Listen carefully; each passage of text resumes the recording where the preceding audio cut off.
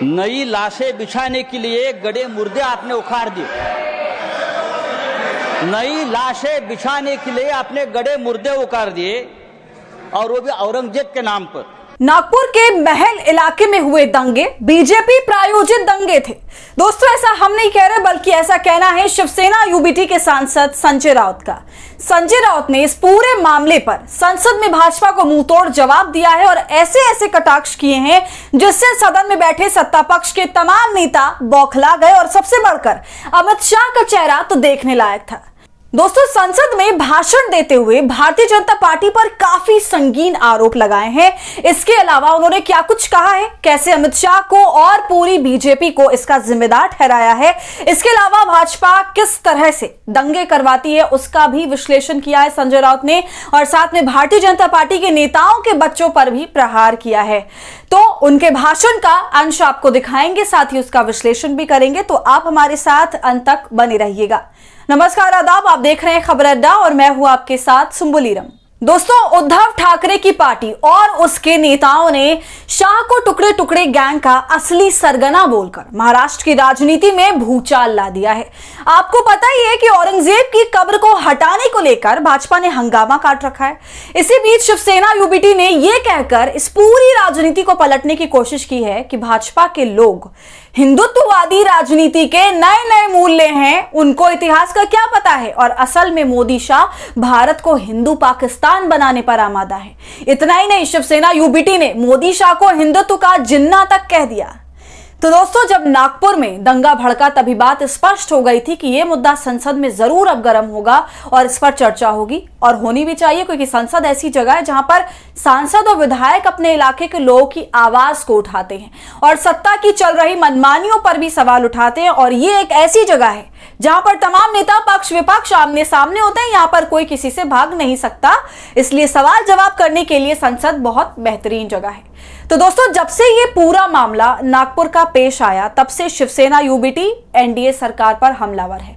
लगातार दंगे को लेकर बयानबाजी चल रही है, और अब संसद में भी संजय राउत ने इस मुद्दे को उठाकर भाजपा की बखिया उधेड़ दी और सच से रूबरू करा दिया। राज्यसभा में खड़े होकर जिस तरह संजय राउत गरजे हैं ना, उसने सत्ता पक्ष की बोलती बंद कर दी दोस्तों, और अमित शाह तो बस देखते ही रह गए। संजय राउत अपने भाषण में कहते हैं कि गृह मंत्रालय का काम केवल पार्टियों और सांसदों को तोड़ने का है, एमपी विधायक खरीदने के लिए पुलिस की मदद लेना। फिर आगे वो कहते हैं कि अगर यही सारे काम गृह मंत्रालय करता रहेगा तो जो उसका असली काम है लॉ एंड ऑर्डर को मेंटेन करने का, वो कब करेगा। इसके बाद वो मणिपुर हिंसा की भी बात करते हैं और कहते हैं कि पहले इन्होंने मणिपुर को जलाया, उसके बाद अब महाराष्ट्र को भी जला दिया। इतना कहने के बाद संजय राउत कहते हैं कि नई लाशें बिछाने के लिए गड़े मुर्दे आपने उखाड़ दिए, और वो भी औरंगजेब के नाम पर। दोस्तों, इतना बोलते ही सत्ता पक्ष में बैठे लोग चीखने चिल्लाने लगते हैं, हंगामा हो जाता है।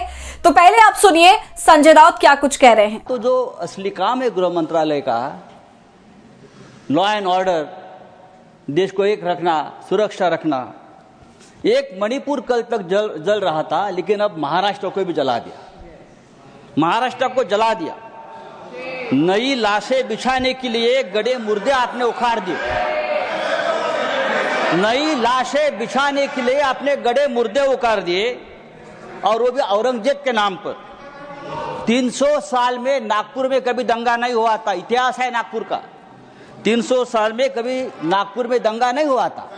नागपुर जैसे शहर में अगर दंगा होता है, और वो भी हमारे महाराष्ट्र के मुख्यमंत्री के विधानसभा क्षेत्र में, अरे मैं ये कहना चाहता हूं, अगर आपको औरंगजेब का कब्र तोड़ना है तो बेशक तोड़िए। आपको किसने रोका? आपकी सरकार है।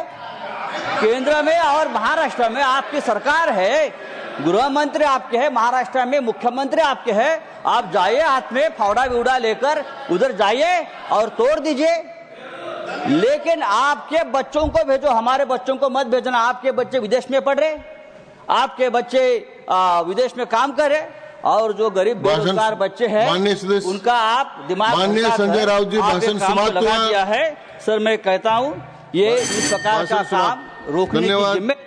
तो सुना आपने दोस्तों किस तरह से संजय राउत ने मोदी सरकार को धो डाला और उन्होंने बिल्कुल सटीक और पते की बात कही। वो ये कि महाराष्ट्र में आपकी सरकार है, आपका गृह मंत्री है, आपका मुख्यमंत्री है, तो आपकी जो मर्जी है करिए, हाथ में फावड़ा लीजिए, हथौड़ा लीजिए और कबर को तोड़ दीजिए, मगर आप पीछे से ये सब कुछ करने के लिए हमारे बच्चों को मत भेजिए। चाहे तो आप अपने बच्चों को भेज दीजिए, लेकिन हमारे बच्चों को मत भेजिए। आपके बच्चे जो विदेशों में पढ़ रहे हैं उन्हें आप भेजिए कबर तोड़ने को, लेकिन हमारे गरीब बच्चों को मत भेजिए। इसके बाद दोस्तों स्पीकर बीच में कूद पड़ते हैं और कहते हैं कि माननीय सदस्य, आपका समय समाप्त हो चुका है। दोस्तों ये जो बात संजय राउत ने बोली है वो बहुत ही मुखर बात है और निहायत ही जरूरी बात है, और इस बात को आम जनता को सबसे ज्यादा समझना चाहिए कि इन धर्म के खेलों में, इसकी राजनीति में उलझकर कुछ हासिल नहीं होने वाला, सिर्फ आपका नुकसान ही होगा और फायदा होगा इन नेताओं का जो अपने आलीशान घरों में बड़े मजे से बैठे हैं और उनके बच्चे भी बहुत ही ऐशो आराम की जिंदगी काट रहे हैं, विदेशों में पढ़ाई लिखाई भी कर रहे हैं, बड़ी बड़ी पोस्ट पर बैठे हुए हैं। लेकिन आपके बच्चों के लिए एक लंबा संघर्ष है और वो संघर्ष इस तरह के दंगे में जाकर नहीं होना चाहिए खराब। तो दोस्तों संसद में बोलने से पहले भी संजय राउत इस मामले पर टिप्पणी कर चुके हैं। उन्होंने प्रेस से बात करते हुए भी यही कहा था कि सरकार बीजेपी, आरएसएस, विश्व हिंदू परिषद और बजरंग दल की है। आप मोदी जी को कहिए, नड्डा जी को कहिए, ये दंगे फसाद क्यों करते हो, लोगों को क्यों तकलीफ दे रहे हो। 4 लोग कब्र के पास जाइए, मोदी जी, देवेंद्र जी, अजीत पवार और एकनाथ शिंदे, फावड़ा लेकर जाइए और जो कब्र है उसको खोदिए। लोगों को क्यों भड़का रहे हो, आपकी सरकार है।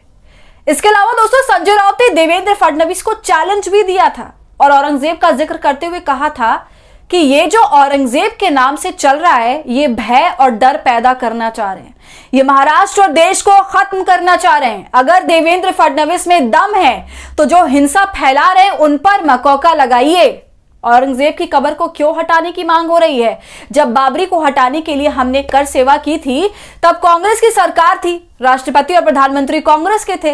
अब तो दिल्ली में आपकी सरकार है, तो कर सेवा की जरूरत क्या है? जाओ मोदी जी के पास और एक आदेश निकालें, जो सीपीडब्ल्यूडी के लोग हैं उनको बोलो कि उसको तोड़ दें। तो ये चैलेंज संजय राउत ने देवेंद्र फडणवीस को किया था, जो अपने भाषणों में विश्व हिंदू परिषद जैसे संगठनों की मांग का समर्थन कर रहे थे और पीछे से अपनी राजनीतिक रोटियां सेकना चाह रहे थे। लेकिन सामने से उनकी ये सब कुछ करने की थोड़ी भी हिम्मत नहीं है, इसलिए संजय राउत तो इस तरह से वर्गला रहे हैं सामने से और चैलेंज कर रहे हैं जो वो कभी आगे से कर नहीं पाएंगे। नेताओं का काम ही सारा बैकडोर से होता है दोस्तों, पूरा माइंडसेट, पूरी प्लानिंग इन नेताओं की होती है, लेकिन इन्हें एग्जीक्यूट करने वाले दूसरे लोग होते हैं, इसलिए नाम भी उन्हीं लोगों का आता है और ये नेता क्लीन चिट पर रहते हैं। तो दोस्तों आपका इस पूरे वीडियो पर क्या कहना है, संजय राउत के भाषण पर आपकी क्या राय है, हमें कमेंट कर जरूर बताइए।